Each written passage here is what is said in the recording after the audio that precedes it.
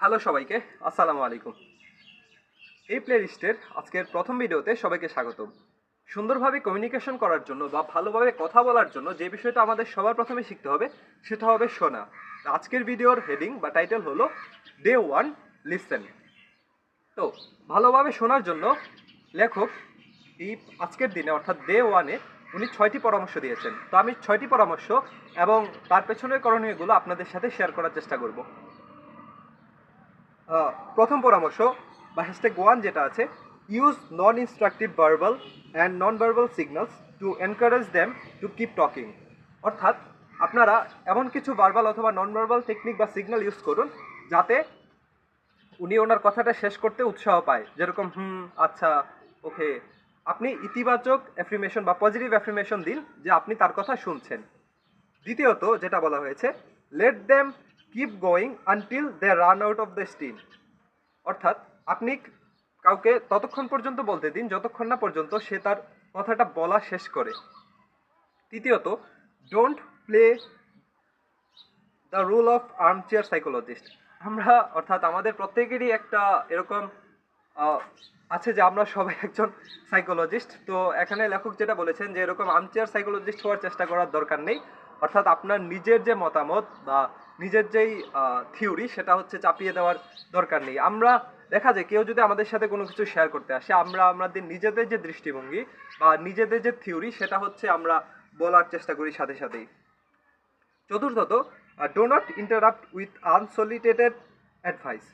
অর্থাৎ আপনার নিজের সাথে যেটা ঘটেছে এবং সেটা থেকে যদি আপনি একটা অ্যাডভাইস দেওয়ার চেষ্টা করেন, সেটাকেও লেখক এখানে নালিফাই করেছেন। রিফ 5 নম্বরে যেটা আছে, rephrase someone else word but do not parrot them back. অর্থাৎ আপনি যদি কারো কথা শুনেন তাহলে আপনি তাকে এরকমভাবে বোঝান যে আপনি তার কথা শুনছেন। আপনি জাস্ট তোতা পাখির মতো সে যেটা বললো সেটাই হচ্ছে আবার রিপিট করে শোনাবেন না।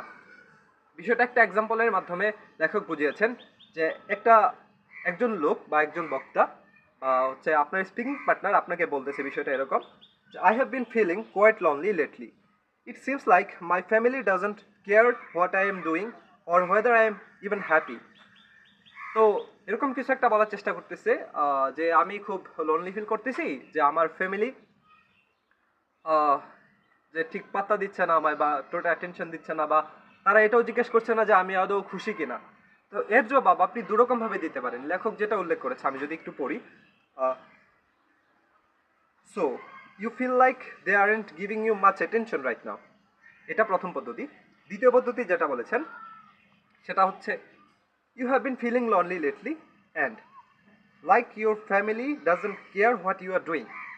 অর্থাৎ দ্বিতীয় যে প্যারাটা সেখানে লেখক দেখিয়েছেন কিভাবে হচ্ছে তোতা পাখির মতো জাস্ট হচ্ছে বক্তা যে কথাটা বলেছে সেটাই হচ্ছে আবার রিপিট করা হচ্ছে, কিন্তু প্রথমবারে অর্থাৎ প্রথম স্টেপে যে জবাবটা দিয়েছিল যে so you are feeling like they aren't giving you much attention right now, এই বিষয়টিতে এটা প্রকাশ পেয়েছে যে আপনি বক্তার বক্তব্য পুরোটা শুনেছেন এবং অ্যাটেন্টিভলি শুনেছেন এবং তার প্রতি একটা রেসপন্সের মাধ্যমে সেটা প্রকাশ করতেছেন।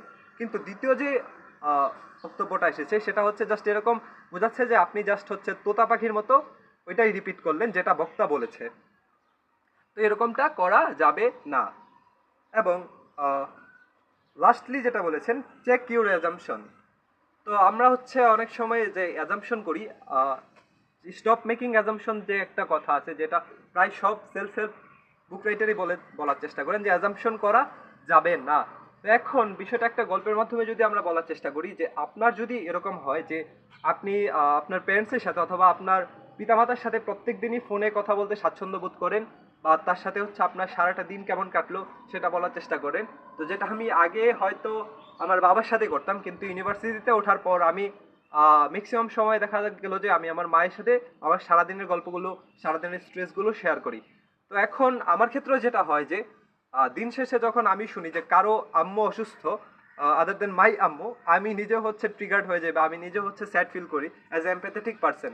তো এটাও আসলে করা যাবে না। আসলে সে যদি বলতে চায় যে আসলে তার আম্মুর অসুস্থতা বা কি, সেটা হচ্ছে আপনাকে শুনতে হবে। আপনি এমপ্যাথেটিক মানুষ হন, সমস্যা নাই, কিন্তু তাকে আগে বলতে দিন, তার কথাটাও শুনুন।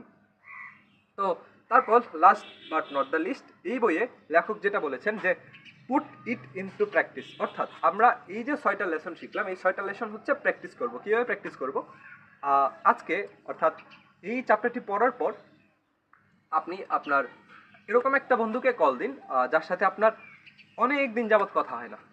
তার সাথে একটু কথা বলার চেষ্টা করুন, একটু কমিউনিকেট করার চেষ্টা করুন। এরকম না যে ঘন্টার পর ঘন্টা কথা বলতে পারবে, আপনি 20 মিনিটের জন্য তাকে কল দিতে পারেন। আর তার সাথে কথা বলার সময় আজকের এই চ্যাপ্টারে আমরা যে 6টা বিষয় শিখেছি সেই 6টা বিষয় প্র্যাকটিস করার চেষ্টা করুন।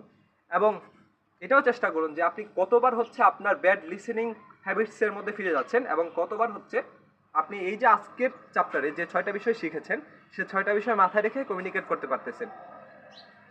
তো এটা করলে কি হবে, আপনি মনে করে দেখুন যে লাস্ট কেউ যদি আপনার এরকম হঠাৎ করে কল দিয়ে খোঁজখবর নেয় যে অনেকদিন কথা হচ্ছে না, এরকম একটা বন্ধু হঠাৎ করে যদি আপনার কল দিয়ে 10 মিনিট 20 মিনিট আপনার খোঁজখবর নেয়, আপনি নিজেকে খুব ভ্যালুড ফিল করবেন। তো আপনিও যদি এই বিষয়টা করেন সেক্ষেত্রে দেখা যাবে যে আপনার যে ফ্রেন্ড সেও হয়তো ভ্যালুড ফিল করবে। হতে পারে যে তার সাথে যেহেতু দীর্ঘদিন যোগাযোগ হচ্ছে না, আবার আপনাদের যোগাযোগটা চালু হয়ে গেল। তো এই ছিল ডে 1-এর ভিডিও। আশা করছি আমরা নেক্সট 20 অর্থাৎ আরও 20 দিনের 20টা ভিডিও এভাবেই করতে পারবো। আর দেখা যাক এই বিষয়গুলো আমি কতটা প্র্যাকটিস করতে পারি। এবং আচ্ছা, এই যে লাস্টে যে চ্যালেঞ্জটা ছিল সেটা আমার নিজের জন্য চ্যালেঞ্জ। হয়তো আমি পরবর্তীতে কোনো একটা ভিডিওতে সে বিষয়গুলো সবার সাথে শেয়ার করব। তো আজ এ পর্যন্তই। আসসালামু আলাইকুম সবাইকে।